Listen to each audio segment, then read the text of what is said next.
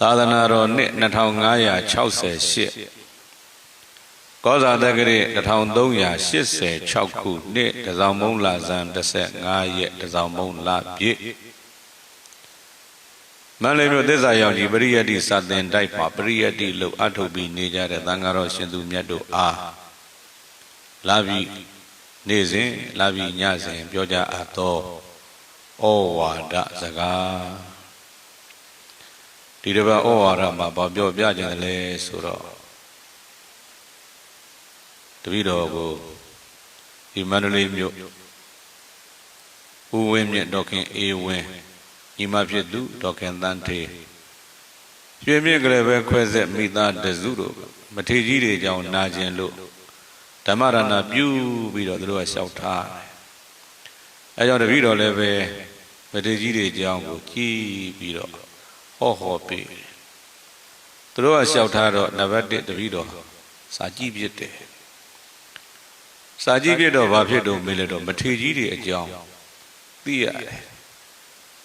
The more I know him the more I love him ဆိုသလိုပဲမထေကြီးတွေအကြောင်းသိရလေးလေးမထေကြီးတွေဟာကြီးညိုစရာကောင်းလေးလေးနောက်တစ်ခါမထေကြီးတွေရဲ့ပြုမှုနေထိုင်သွားရတာတွေကိုတပည့်တော်တို့တူယူခွင့်ရလေလေတပည့်တော်ဒီလိုအကျိုးရှိ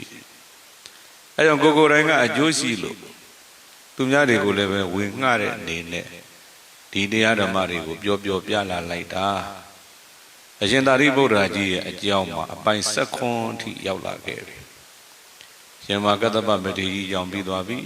အရှင်ကုဏ္ဏညမထေကြီးကြောင့်ပြီးပြီဒီနေ့ရှင်သာရိပုတ္တရာရဲ့ဘဝနဲ့ဓမ္မအပိုင်း7ခွန်းအပိုင်း7ခွန်းမှာကိုရင်တို့တွေဥစဉ်တို့တွေကိုတပည့်တော်ဗာပြောပြခြင်းသလဲဆိုတော့ကိုရင်လေးတစ်ပါး9နှစ်ရှိသေးတယ်ကိုရင်လေးကအရှင်သာရိပုတ္တရာကြီးရဲ့သင်္ကန်းဝတ်တာကိုမြင်ပြီးတော့ကိုရင်လေးကလျှောက်တာလေဗန္ဒေသာရိပုတ္တအရှင်ဘုရားသာရိပုတ္တရာဒုံမာကံနိဝသနာကံတော်ဩလံပတိရှင်ဘုရားဝတ်ထားတဲ့သင်္ကန်းကြီးကအောက်ကိုတွဲလောင်းကြီးကျနေတယ်ဖေရဒီလိုပြောအဲ့ဒီမှာမထေကြီးကစာကတော့ပြောတယ်ထေရောကိဉ္စီအဝတ္တဝဝဧကမန္တံဂန္ဓဝမထေကြီးကဘာစကားမှမပြောပဲနဲ့တင်းတင်းလျောက်ပါကောင်းမြတ်တဲ့နေရာကိုသူသွားလိုက်တယ်တဲ့ဗရိမန္တလန္တိဝသတ္တဝအာဂမ္မ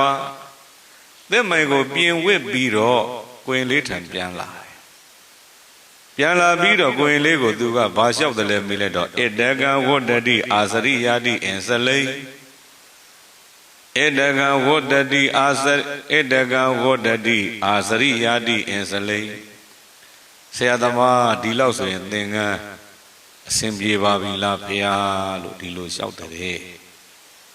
ဒါဘာပြောကျင်လဲလို့မေးလိုက်တော့ကိုရင်တို့တွေတပည့်တော်တို့တွေဒါသူခိုးရမှာပေါ့ရှင်သာရိပုတ္တရာကြီးရဲ့စိတ်ထားဖယားပြီးရင်ပညာအတော်ဆုံးအတတ်ဆုံးဖြစ်ပေမဲ့လို့ကိုရင်လေးတစ်ပါးကသင်္ကန်းဝတ်တာမညီညာတာကိုထောက်ပြတာကိုအဲ့ဒီကိုရင်ကိုဆရာတင်ပြီးတော့ရှင်ဘုရားဒါဆိုရင်တပည့်တော်သင်္ကန်းဝတ်တာညီပါပြီလားလို့ဒီလိုလျှောက်ထားသိပြီးတော့အတူယူစရာကောင်းတယ်ကြီးညိုစရာကောင်းတယ်အများကတော့ပြောကြလိမ့်မယ်အရှင်သာရိပုတ္တရာကြီးပညာရှင်ကြီးဖြစ်ပေမဲ့မထေကြီးဖြစ်ပေမဲ့ကိုရင်လေးတစ်ပါးပြောတာကိုလက်ခံလို့အရှင်သာရိပုတ္တရာကြီးကြီးကျူးစရာကောင်းတယ်မှန်တယ်နောက်တစ်ဖက်ကကြည့်ရင်လည်းပဲကိုရင်လေးကရှင်သာရိပုတ္တရာကြီးကိုပြောပြနိုင်လောက်အောင်ကိုရင်လေးတစ်ပါးရဲ့သင်္ကန်းဝတ်ပုံစားပုံကိုမှတ်ပြီးတော့ကိုရင်တို့ကြီးညိုကြည့်သူကမညီပဲနဲ့တော့ကိုရင်လေးကမထေကြီးပြောမှာမဟုတ်ဘူးနောက်တစ်ခါကိုရင်လေးကသင်္ကန်းရဲ့ဝတ်ရုံရမယ့်အနေထားကိုကောင်းကောင်းမသိပဲနဲ့လေပြောမှာမဟုတ်တော့ဘူးကိုရင်လေးကိုယ်တိုင်ကိုကသင်္ကန်းဝတ်ရမယ့်အနေထားပရိမန္တလရဲ့အနေထားကိုသူကောင်းကောင်းသိလို့ဒါမထေကြီးကိုလျှောက်ရဲတာဖြစ်မယ်လို့တပည့်တော်ကတော့ဒီလိုတွေးတယ်ဒီလိုတွေးပြီးကိုရင်လေးကိုလည်းကြည်ညိုတယ်အဲကြောင့်ဒီအဖြစ်အပျက်ကိုကြည့်ပြီးတော့ကိုရင်တို့တွေသင်္ကန်းဝတ်တဲ့ခါမှာ ကြာကြာနာနာဝတ်တတ်တတ်ရရဝတ်ကျောင်းနဲ့နေတယ်ဆိုပေမဲ့လို့လေဧကတိတုံးလုံးကြီးနဲ့မနေနဲ့ဟိုပြေးဒီပြေးပြေးတဲ့အခါမှာအလုတ်လုတ်တဲ့ခါကစပြီးတော့ပေါ့ကိုရင်တို့ရဲ့အပေါ်မှာအောက်ထစ်ဆုံးအလုတ်လုတ်တဲ့ချိန်တော့ကိုဘက်ကလေးတော့ပတ်ထားတပည့်စီလဲတဲ့ချိန်လဲကိုဘက်ကလေးတော့ပတ်ထားကျောင်းထဲမှာဝင်လာတဲ့ဒကာဒကမတွေမြင်သွားရင်ကြီးညိုဝဲရမဆောင်ဘူးဆိုရင်မကောင်းဒုတိယတော့ကိုရင်တို့တွေဆုံးခံသွားတဲ့ချိန်ပေါ့ဆုံးခံသွားတဲ့ချိန်မှာလဲကိုရင်တို့တွေသင်္ကန်းလေးတွေညီနေအောင်ရုပ်ဝိကြယုံကြဆုံးခံတဲ့ကြီးကျက်တဲ့ဆရာတွေကလည်းပဲအဲ့ဒါလေးတွေကစပြီးတော့အသေးစိတ်ကြည့်ကြကိုရင်လေးတွေသင်္ကန်းဝိတ္တယုံနာဟုတ်မဟုတ်သင်္မိုင်းကြီးကရှင်းနေတာသင်္မိုင်းပေါ်ဧကတိကြီးကဖုံးနေတာဒါမျိုးလေးတွေဖြစ်ပြီးဆိုရင်ကိုရင်တို့တွေဦးဇင်းတို့စောင့်ကြတဲ့ဘုန်းကြီးတွေကပြောကြနောက်တကကိုရင်တို့တွေကလည်းပဲဆရာသမားတွေသင်္ကန်းဝိတ္တပုံစံမကြရင်ပြောတပည့်တော်ကစပြီးတော့ပြောတပည့်တော်လည်းပဲကိုရင်တို့ထောက်ပြတာကိုလက်ခံပါမယ်ပြောကြကိုရင်တို့တပည့်တော်မနေ့ကဆုံးခံထွက်ချိန်မှာကိုရင်တို့တွေကိုကြည့်တယ်တချို့မညီတာလေးတွေတွေ့အဲ့ဒါကြီးကြက်တဲ့အရှင်ဝဏိသရကအဲ့ဒါလေးတွေလည်းပဲတည်တည်ချာချာကြီးကြက်ပေးနောက်တစ်ခါဆုံးခံမတက်ခင်မှာကြောင်းပေါဝတန်းပြီးတော့ဆုံးခံဒကာဒကမတွေကိုမေတ္တာပို့တယ်အလွန်ကောင်းတယ်ပို့ပြီးတော့ကောင်းအောင်ကိုရင်တို့တွေသင်္ကန်းညီအောင်ဝတ်ပြီးတော့မျက်လွှာကိုချတခါတည်းကိုဒကာဒကမဆုံးလောင်းပြီးတော့နေတဲ့ဒကာဒကမတွေကိုမျက်လုံးနဲ့မြင်လာအောင်ကြည့်ပြီးတော့မှစိတ်ထဲကနေနှစ်ကာကာနဲ့မေတ္တာပို့ကြအပေါ်ယံဟိုကြီးဒီကြီးကြီးပြီးတော့မေတ္တာပို့တာမျိုးအတန်ထွက်ပြီးရောမေတ္တာပို့တာမျိုးဒီလိုမဖြစ်ကြစေနဲ့သောဝခံခင်မှာဒကာဒကမတွေကိုမေတ္တာပို့တယ်စွန်းစားကန်ဒီလည်းမေတ္တာပို့တယ်ဆိုရင်တပည့်တော်တို့တွေအတွက်ဒါရထပိဏတိုင်းသားပြည်သူကြည်ပြူရှင်လန်းလှူဒန်းတဲ့ဆွမ်းကိုအလကားစားရမရောက်တော့ဘူးသူတို့ကဆွန်ပေးတယ်တပည့်တော်တို့ကမေတ္တာပေးတယ်အပြန်လန်အပေးယူနဲ့စားတာဖြစ်လို့ဘဝတန်တရာအတွက်လည်းကောင်းတယ်ဖရာရဲ့စကားလည်းနားထောင်ရရောက်တယ်ဟုတ်တယ်ကကိုရင်တို့တွေဏိကြောဒသာမဏေဆိုတာကြားဘူးလိမ့်မယ်ဏိကြောဒသာမဏေလေးဆုံးခံထွက်တယ်တတိုင်းပြည်လုံးရုပ်ရုပ်သက်သက်ဖြစ်နေတဲ့ချိန်မှာကိုရင်လေးကအိန္ဒိယရှိရှိသိက္ခာရှိရှိနဲ့ကြွတယ်နန်းရင်ပြင်ပေါ်ကကြည်နေတဲ့ဗိမိတာရမဖြစ်ခင်ကစန္ဒသောကအလွန်ကြမ်းထမ်းတဲ့မင်းညီကိုတွေလည်းသတ်အများကြီးတတ်တဲ့အတွက်ဒါကြောင့်သူ့ကိုစန္ဒသောကလို့ဒီလိုခေါ်တာအဲ့ကြမ်းထမ်းတဲ့မင်းကြီးကသူ့ကိုတိုင်းပြည်လုံးကကြောက်နေကြတာနိုင်ရင်ပြင်ရှိကဖြတ်သွားတဲ့လူတွေဟာတောထဲကသမင်မြို့ရောက်လာသလိုပဲတဲ့တုံလှုပ်နေကြတယ်အဲ့ဓာတွေကိုလူတွေအကုန်လုံးကတုံလှုပ်ခြောက်ခြားနေကြပေမဲ့လို့ကိုရင်လေးကမတုံမလှုပ်ပဲတဲ့အဲ့ဒီနန်းရင်ပြင်ဖြည့်ကအိန္ဒိယရှိရှိသိက္ခာရှိရှိနဲ့ကြွတယ်အဲ့ဒါကြွတာကိုကြည့်ပြီးဘုရင်ကြီးကကြီးညိုလိုက်တာကိုရင်လေးတိုင်းပြည်လုံးကရောက်ရက်ခတ်နေဒီကိုရင်တည်ငြိမ်တယ်ကိုရင်လေးပင်းဆိုတော့မူကြီးမရသေနာပတိတွေကကိုရင်လေးဘုရင်ကြီးခေါ်နေတယ်နန်းတော်ကြွပါဆိုကြွတယ်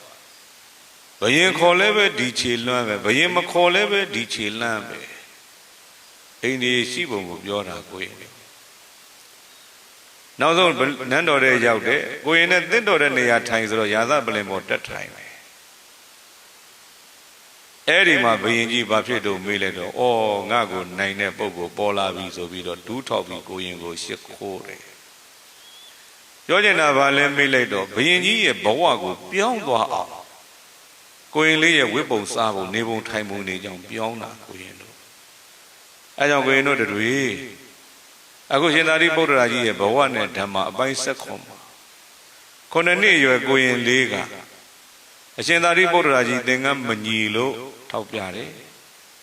အရှင်သာရိပုတ္တရာမထေရသူမြတ်ကြီးကလည်းပဲ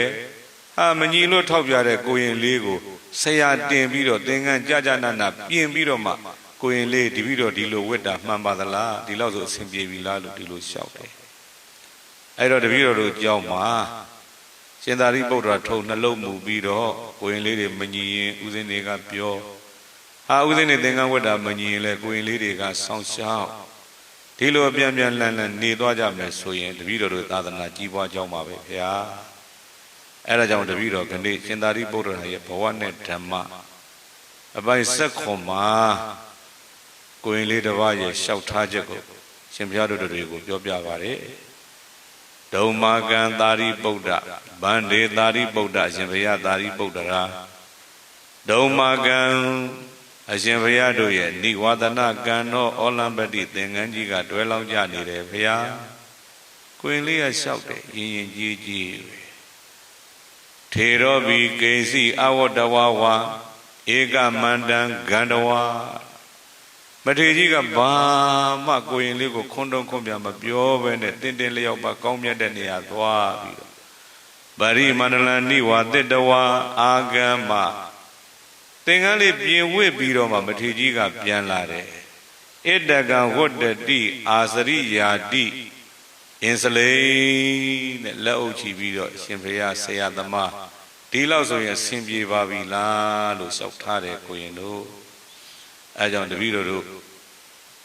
ကြောင်းမှာရှင်သာရိပုတ္တရာထုံနှလုံးမူပြီးတော့အညမညနေတိတအချင်းချင်းပြန်ပြန်လန်းလန်းမိပြီးတော့ကိုရင်လေးတွေမညီရင်ဥစဉ်တွေကထောက်ပြဥစဉ်တွေဝိတ္တမညီရင်လည်းကိုရင်လေးတွေထောက်ပြလာတော့ဥစဉ်တွေကလည်းကြီးကြီးပြူပြူလက်ခံပြီးတော့ရှင်သာရိပုတ္တရာထုံနှလုံးမူပြီးတော့ကျင့်သုံးကြပါလို့တပည့်တော်လျှောက်ထားခြင်းဖြင့်တပည့်တော်ရဲ့ဩဝါဒခဏဒီမှာပဲဏိကုံးကပဆုံးသတ်ပါတယ်ဗျာတန်ဃာတော်ရှင်သူများများမိမိတို့ရဲ့ပညာရေးဘဝခရီးလမ်းကြမ်းကြမ်းမာမာရှမ်းချမ်းသာသာဖြင့်အဆုံးတိုင်အောင်လျှောက်လန်းနိုင်ကြသည်အရှင်ကောင်းအရှင်မြတ်များဖြစ်ကြပါစေကုန်သတည်း